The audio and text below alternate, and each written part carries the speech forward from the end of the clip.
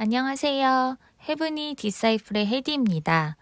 오늘 저는 여러분들에게 하나님과 교제하는 법을 알려드리고자 합니다. 저는 모태신앙으로 자라 어릴 때부터 예배드리고 교회 가는 것이 당연하다고 생각했는데요. 물론 하나님의 존재를 믿었고 나름 내가 믿는 하나님을 소개하고 친구들을 교회로 데려오는 전도도 했습니다. 그러나 저에게는 여전히 친구와의 문제, 공부의 문제, 다른 사람들 앞에 나서는 것에 대한 두려움 등 여러 문제가 계속 있었어요. 또 정작 내가 힘들고 외로울 때는 하나님의 말씀이 생각도 안 났고 하나님이 살아계신 것도 잘 모르겠더라고요. 그리고 성인이 되어서도 나름 전도도 하고 교회 봉사도 했지만 저는 여전히 미래가 두렵고 걱정됐습니다. 하나님의 말씀이 성취되어야 하는데 열심히 하면 할수록 말씀과 제 삶은 더 괴리감이 심해졌습니다. 그러던 중 하나님께서 은혜를 주셔서 제가 왜 그렇게 오랫동안 교회를 다니면서 정작 하나님과 교제하지 못했음을 알게 하셨습니다. 자, 지금부터 하나님과 교제하는 방법, 하나님을 만나는 방법을 소개해 드리려고 합니다. 먼저 복음이라는 말을 많이 하고 듣잖아요. 그 복음의 내용인 예수 그리스도를 통해서만 하나님 만날 수 있다고 하는데 그 복음의 내용이 나와 어떤 상관이 있는지 잘 모르시더라고요. 그럼 지금부터 말씀드릴게요. 원래 우리는 하나님의 형상으로 창조하셨다고 말씀에 기록되어 있습니다.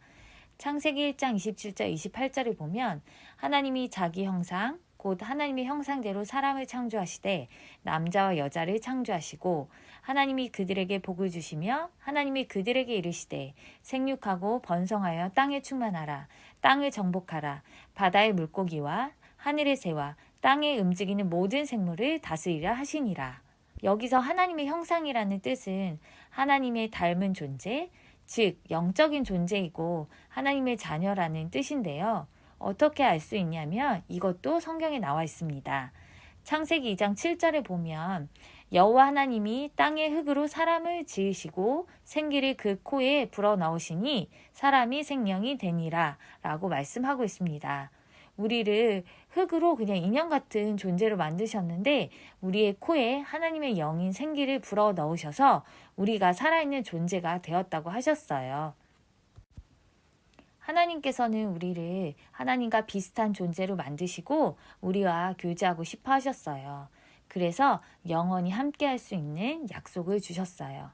창세기 2장 16절 17절에 보면 여호와 하나님이 그 사람에게 명하여 이르되 동산 각종 나무의 열매는 내가 임의로 먹되 선악을 알게 하는 나무의 열매는 먹지 말라. 내가 먹는 날에는 반드시 죽으리라 하시니라 라고 말씀하고 있습니다. 전도를 하다 보면 왜 하나님은 인간이 죄를 지을 것을 아시면서 이런 약속을 주셨냐고 인간을 골탕 먹이시려고 하시는 건 아니냐 아니면 혹은 이 약속을 지키나 안 지키시나 보려고 시험하신 것이 아니냐라고 생각하시는 분들도 있더라고요. 여기서 하나님께서 주신 약속은 매우 쉬운 약속이라는 거예요. 16절에 보면 동산 각종 나무 열매는 내가 임의로 먹되 라고 되어 있죠. 모든 것은 다 먹어. 그런데 이 나무 하나만 먹지 말라고 하신 겁니다.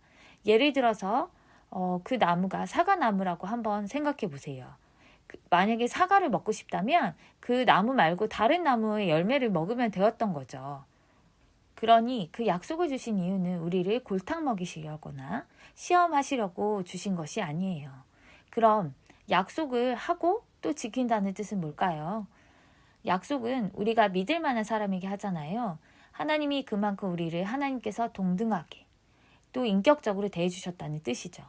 그리고 그 약속을 지킨다는 것은 약속한 대상을 존중한다는 의미예요. 나는 너희를 너무 사랑하니 너희가 피조물이고 내가 창조주인 것만 기억해. 그럼 나는 영원히 너희와 함께 할 수 있어 라는 뜻이에요. 그러니 창세기 2장 17절의 약속은 하나님이 아담을 사랑하신다는 증거예요. 그리고 창세기 1장 27절 28절의 말씀처럼 하나님 대신 땅에 충만하여 모든 생물을 다스리는 축복을 주셨고 또 그렇게 할 능력도 지혜도 주셨어요. 인간의 대표인 아담이 에덴 동산의 모든 동물, 식물의 이름을 다 지었다고 생각해 보세요. 저는 지금 제가 시작한 이 채널명 한 개 짓는 것도 너무 어려웠는데 아담은 늘 하나님과 소통하고 하나님이 주신 지혜를 가지고 있었기 때문에 동물들의 이름을 짓는 것이 하나도 어렵지 않았을 거예요. 그런데 이상하죠. 제가 지금 하나님 수준의 지혜를 가지고 있다면 이 세상에 어려울 일이 하나도 없을 거잖아요. 그런데 저는 회사 일도 또 사람들과의 관계에도 여러 가지 어려움 투성이고 또 여기저기 몸도 아프고 원래 인간이 아담에게 주셨던 복이 다 어디로 가게 된 건지 궁금하지 않나요? 바로 문제가 생겼기 때문이죠. 여러분이 교회를 한 번이라도 다니셨던 분이라면 분명 들어봤을 창세기 3장부터 나오는 선악과 사건을 알고 계실 거예요. 이 사건이 바로 인류의 모든 문제를 가져다 준 사건이에요. 창세기 3장 1절에 보면 그런데 뱀은 이렇게 시작해요. 이것은 문제의 시작이 뱀이라는 것을 성경에서 알려주고 있습니다. 1절에 보면 그런데 뱀은 여호와 하나님이 지으신 들짐승 중에 가장 강교하니라. 뱀이 여자에게 물어 이르되 하나님이 참으로 너에게 동산 모든 나무 열매를 먹지 말라 하시더냐? 라고 질문을 합니다. 이 질문은 창세기 2장 17절에 하나님이 주신 약속에 대한 의심을 갖게 하는 거죠. 하나님이 모든 나무 열매를 먹지 말라고 하신 거지? 이렇게 해요. 뱀은 계시록 20장 2절에 보면 옛뱀이고 마귀요 사탄이라고 나옵니다. 사탄은 하나님을 찬양하던 천사였는데 하나님처럼 되고 싶어서 하나님을 대적하여 이 땅으로 쫓겨난 존재예요. 뱀 곧 사탄이 하와에게 자기의 욕심을 넣어줍니다. 여기서 하와가 하나님의 말씀을 잘 알고 믿었다면 사탄에게 속지 않았을 텐데 아담에게 전달받은 약속을 하와는 잘 몰랐던 거죠. 창세기 3장 3절에 보면 하와가 대답합니다. 동산 중앙에 있는 나무의 열매는 하나님의 말씀에 너희는 먹지도 말고 만지지도 말라. 너희가 죽을까 하노라 라고 대답하죠. 하나님의 약속을 모르는 하와의 틈을 노리고 뱀이 완전히 거짓말을 합니다. 4절 5절에 보면 뱀이 여자에게 이르되 너희가 결코 죽지 아니하리라. 덧붙여 너희가 그것을 먹는 날에는 너희 눈이 밝아져 하나님과 같이 되어 선악을 알 줄 하나님이 아신다 라고 이야기합니다. 뱀이 하나님과 같아지고 싶은 자기의 욕심을 넣어주었고 하나님이 선한 분이 아닐 수도 있어 라는 의심을 넣어준 것이죠.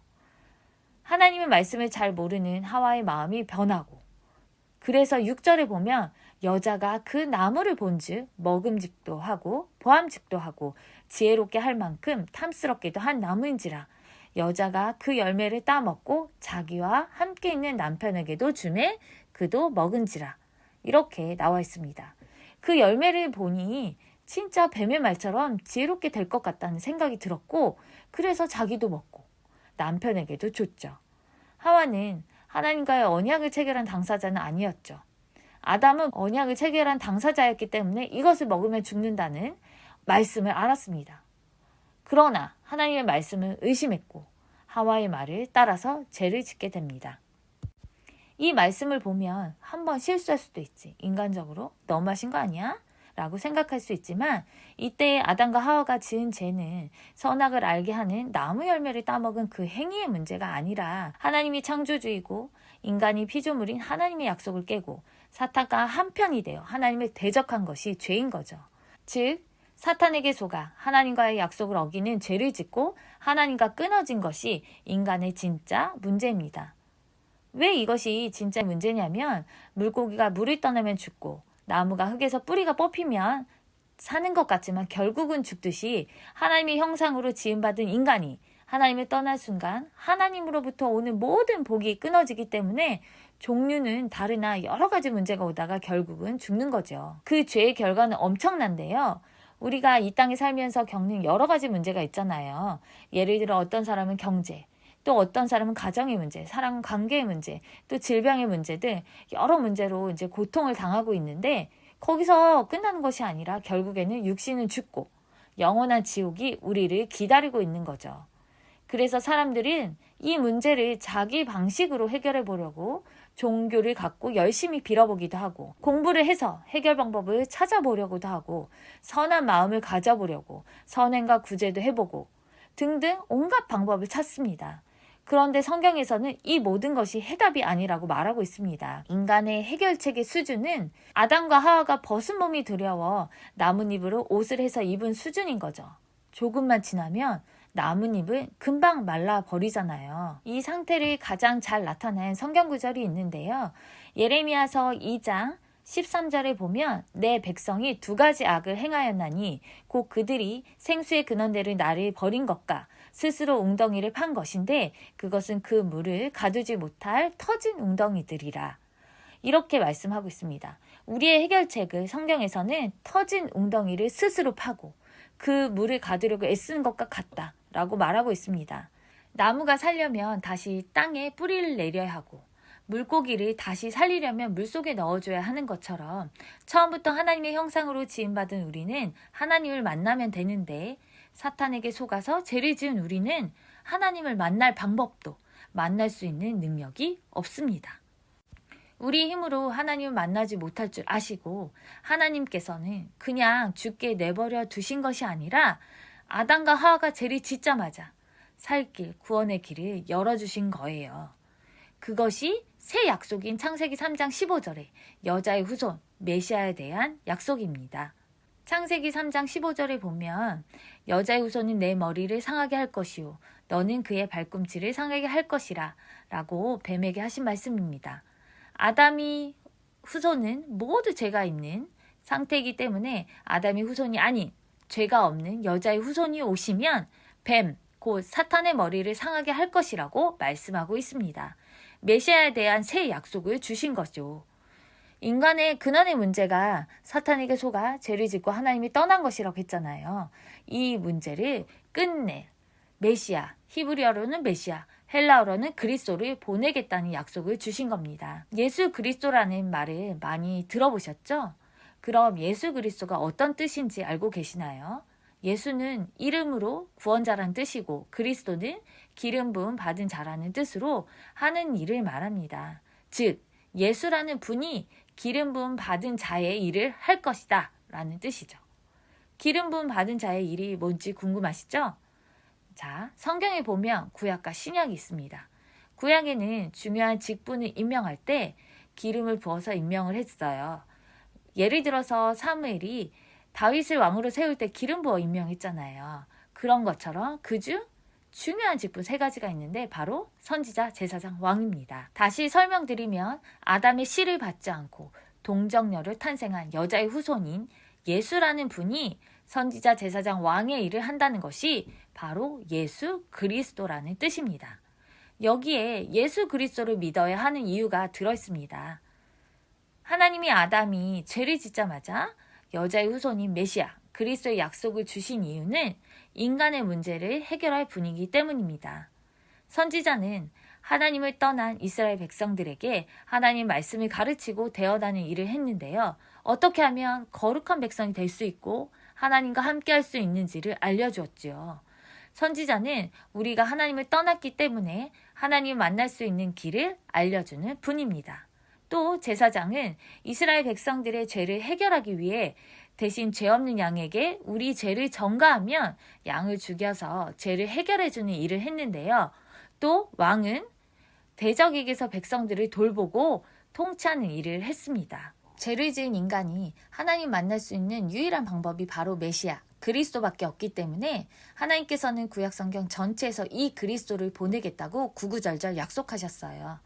죄를 짓는 불완전한 제사장, 선지자, 왕이 아닌 우리의 대적 사탄을 멸하실 참된 영이 올 거야. 나를 만나는 유일한 방법을 알려줄 참된 선지자가 올 거야. 양과 염소로 드린 제사로는 한 번밖에 죄 해결 못하지만 참 제사장이 오면 단번에 너희 죄를 해결해 줄 거야. 이렇게 말이에요. 그분이 바로 신약시대에 오신 예수님이에요. 예수님께서는 구약에 그리스도에 대한 예언을 모두 성취하시고 여자의 후손, 죄 없는 몸으로 오셔서 우리의 죄로 우리가 당할 고난과 저주, 재앙, 죽음을 몸소 십자가에서 당하시고 하나님의 예법인 창세기 2장 17절의 법을 완전하게 이루었다는 증거로 살아계신 하나님이라는 증거로 부활하셨습니다. 요한복음 19장 30절에는 예수님께서 십자가에서 죽으시기 직전에 다 이루셨다고 하셨어요. 바로 하나님이 예언하신 그리스도의 일, 참된 왕으로 사단을 멸하시고 참된 제사장으로 우리가 지은 죄의 결과로 우리가 죽어야 되는데 우리 대신 죽으셨고 또 자신의 육체를 찢으심으로 하나님과 화목할 수 있는 새로운 살 길을 열어주신 분이죠. 요한복음 14장 6절을 보면 예수께서 이르시되 내가 곧 길이요 진리요 생명이니 나로 말미암지 않고는 아버지께로 올 자가 없다 라고 말씀하십니다. 예수님만이 하나님을 만나는 유일한 길이고 예수님께서 나의 모든 문제를 다 끝내셨다는 것이 진리고 이것을 믿는 자는 영원한 생명을 얻는다는 뜻입니다. 또 마가복음 10장 45절에 보면 인자가 온 것은 섬김을 받으려 함이 아니라 도리어 섬기려 하고 자기 목숨을 많은 사람의 대속물로 주려 함이니라. 창세기 2장 17절에 하나님의 예법을 완전하게 성취하시면서 우리를 구원하시기 위해 우리의 눈에 보이는 인간의 모습으로 오셔서 우리 대신 죽으셔서 죄의 결과로 온 죽음의 문제를 완전히 끝내신 거죠. 대속물은 죄의 상태로부터 자유하게 하기 위해 대신 지불한 대가라는 뜻인데요. 예수님께서는 우리를 죄에서 구원하시기 위해 자신의 목숨을 지불하신 거죠. 요한일서 3장 8절을 보면 죄를 짓는 자는 마귀에게 속하나니 마귀는 처음부터 범죄함이라. 하나님의 아들이 나타나신 것은 마귀의 일을 멸하심이라 라고 하셨어요. 지금도 사탄의 머리는 박살났지만 믿지 않는 자들이 이 복음만을 모르도록 속이고 있거든요. 이 마귀의 일을 멸하신 참된 왕이 바로 예수님이라고 말씀하고 있습니다. 이 말씀처럼 예수님께서 그리스도의 일을 완성하셨다고 믿기만 하면 또 그 그리스도를 나의 주인으로 삼기만 하면 이 말씀 요한복음 19장 30절 우리의 모든 문제를 다 끝내셨다는 이 말씀이 우리의 삶의 성취가 됩니다. 그러나 예수 그리스도를 믿기 이전에 하나님께서 은혜를 주셔서 먼저 내가 하나님을 떠났고 죄와 사탄의 종로를 타고 있다는 것이 인정되고 깨달아지면 우리 힘으로는 죄, 또 사탄, 하나님을 떠난 문제를 해결할 수 없기 때문에 예수 그리스도의 약속을 붙잡지 않을 수가 없습니다. 그럼 예수 그리스도의 약속을 어떻게 붙잡으면 될까요? 요한복음 1장 12절에 보면 영접하는 자, 곧 그 이름을 믿는 자들에게는 하나님의 자녀가 되는 권세를 주셨으니 라고 말씀하고 있습니다. 예수님께서 나에게 오셔서 죄와 사탄, 하나님과 단절된 문제를 끝내셨다고 믿고 그 예수님을 우리의 인생의 주인 삼으면 됩니다. 정말 이 예수 그리스도를 믿기를 원하신다면 저를 따라서 기도하시기 바랍니다. 사랑의 하나님, 오랫동안 내가 주인 되어 사탄의 말을 듣고 죄를 지으며 하나님과 상관없이 살았음을 회개합니다. 이제는 예수님께서 나의 모든 죄를 다 끝내시고 사탄의 일을 멸하시고 말씀을 통해 나와 함께 하심을 믿습니다. 지금부터 내 인생의 주인 되어 주시고 나를 인도해 주세요. 그리스도 대신 예수님의 이름으로 기도합니다. 아멘. 이 말씀을 듣는 모든 분들에게 예수 그리스도가 주인 되어 하나님과의 교제가 시작되는 은혜가 있으시길 기도합니다.